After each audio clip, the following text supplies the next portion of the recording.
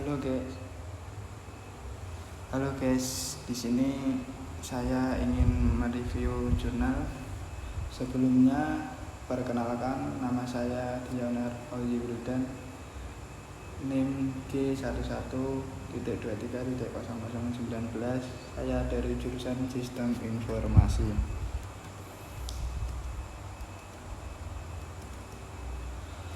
Untuk judul yaitu identifikasi level pengelolaan tata kelola Siberungkim Kota Salatiga berdasarkan COVID-19. Bisa dilihat dari jurnal, yaitu ini identifikasi level pengelolaan tata kelola Siberungkim Kota Salatiga berdasarkan COVID-19. Untuk nomor 2 yaitu jurnal yaitu dari Resti Rekayasa Sistem dan Teknologi Informasi, yaitu ini rekayasa dan teknologi informasi.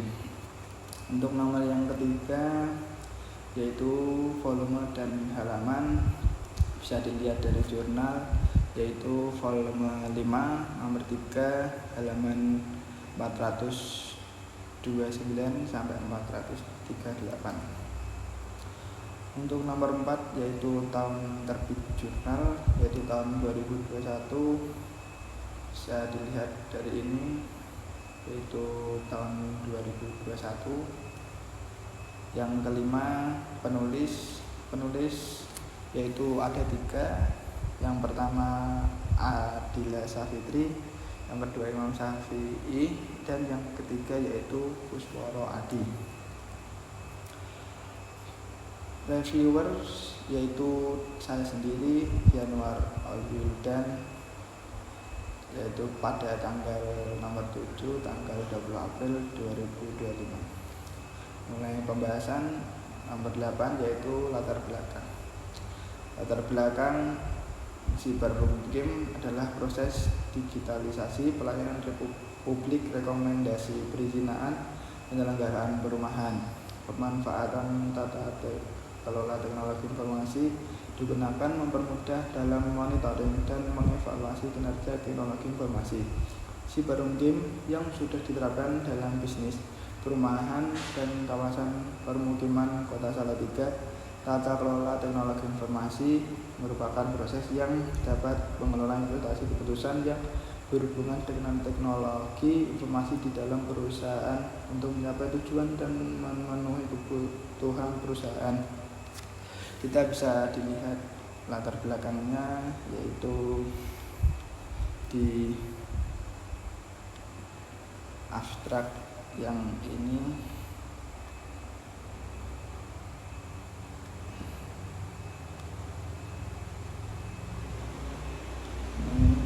Siberungkim adalah proses digitalisasi pelayanan publik, rekomendasi perizinan, penyelenggaraan perumahan. Pemanfaatan tata kelola teknologi informasi digunakan mempermudah dalam monitoring dan evaluasi kinerja teknologi informasi Siberungkim yang sudah diterapkan dalam dinas perumahan dan kawasan perumahan Kota Salatiga.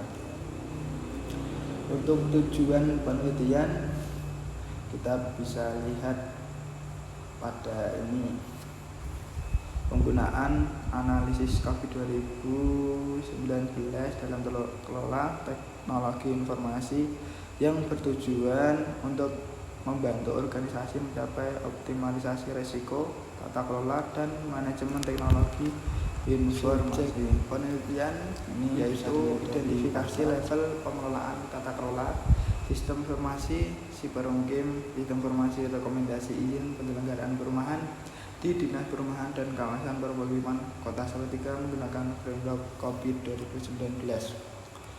Untuk nomor 11 yaitu penelitian terdahulu. Kita bisa lihat di sini penelitian terdahulu dalam tata kelola informasi menggunakan COVID-19, yaitu merancang tata kelola pada PT Telekomunikasi Indonesia Regional 4 Kalimantan dengan menghasilkan perancangan dengan total 14 proses yang bersifat penting bagi perusahaan. Dalam penelitian terdahulu yaitu adalah audit tata kelola sistem informasi menggunakan framework COVID 2019 dengan studi kasus yang diletakkan di laboratorium kalibrasi yang menghasilkan sebuah perencanaan kegiatan audit tata kelola.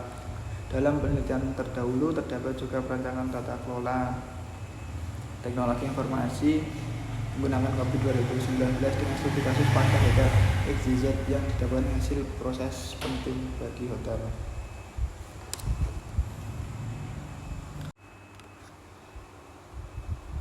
Untuk nomor 12 yaitu data. Yang pertama yaitu metode pengumpulan data. Ada pembuatan kuesioner. Kuesioner dibuat untuk mengumpulkan pendapat responden mengenai kondisi psikologis. Yang kedua yaitu wawancara. Wawancara dilakukan dengan pihak yang mengelola aplikasi untuk mendapatkan informasi lebih mendalam jika kuesioner tidak cukup. Yang ketiga yaitu peninjauan dokumen. Dokumen yang relevan diperiksa untuk mendukung data yang dikumpulkan dari kuesioner dan wawancara. Hasil kuesioner penelitian terhadap 3 domain. Yang pertama yaitu domain APO12 mengelola risiko. Yang kedua domain DSS02 mengelola permintaan layanan dan insiden. Yang ketiga yaitu domain DSS03 mengelola masalah. Skor rata-rata. Skor rata-rata dihitung berdasarkan hasil dari kuesioner yang diisi oleh responden. Kategori penilaian untuk tingkat kapasitas adalah N not activists kurang dari 15%, P partially activists 15% sampai 50%, L largely activists 50% sampai 85%. Untuk F fully activists yaitu lebih dari 85%. Skor rata-rata yaitu yang pertama APO12 yaitu 100% full activate. Yang kedua yaitu DSS02 88,5% fully activate. Yang ketiga yaitu DSS03 66,75% largely activate. Hasil penelitian data ini menunjukkan bahwa sebagian besar artefak pada domain APO12 dan DDS02 telah diimplementasikan dengan baik, sementara DDS03 masih membutuhkan perbaikan. Metode penelitian. Metode ini dilakukan berdasarkan beberapa tahap, yaitu tahapan perencanaan dengan cara memasang desain penelitian, tahap pengumpulan data, dan tahap analisis COVID-19. Bisa dilihat yaitu pada jurnal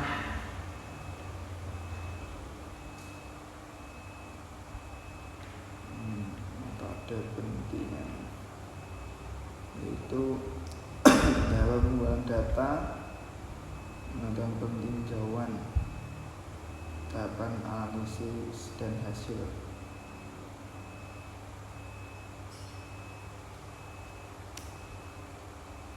Untuk nomor 15 yaitu kelebihan untuk nomor 14 hasil penelitian. Hasil dari menganalisis kesenjangan GAP didapatkan gap sebesar 3 level pada APO12, kesenjangan sebesar 2 level pada DDS02, dan kesenjangan sebesar 3 level pada DDS03. Bisa dilihat di jurnal paling bawah, yaitu ini domain APO012 target 4, level kapasitas 1 ini 1, gap 3, DS02 level kapasitas target 4, level kapasitas 1 ini 2, gap 2, DS03 level kapasitas target 4, level kapasitas 1 ini 1, dan gap 3. Kelebihan penelitian. Referensi topik jurnal ini menyentuh isu penting terkait tata kelola TI dalam pelayanan publik yang sangat relevan di era digital saat ini. Metodologi yang jelas. Penelitian ini mengikuti metodologi struktur dengan langkah-langkah yang jelas, mulai dari perencanaan, pengumpulan data, hingga analisis. Penggunaan framework COVID 2019. Penggunaan COVID 2019 memberikan kerangka kerja yang teruji untuk mengevaluasi dan meningkatkan pengelolaan TI. Rekomendasi praktis. Penelitian ini menawarkan rekomendasi konkret konkret untuk meningkatkan kapasitas TI dan DPKP Salatiga yang dapat diterapkan di divisi lain. Nomor 14 yaitu kekurangan penelitian, keterbatasan data. Penelitian tergantung pada data yang diperoleh dari kuesioner dan wawancara yang mungkin tidak terpenuhkan representatif. Analisis yang terbatas meskipun ada analisis gap, penjelasan lebih dalam tentang bagaimana mengatasi gap tersebut bisa lebih diperluas.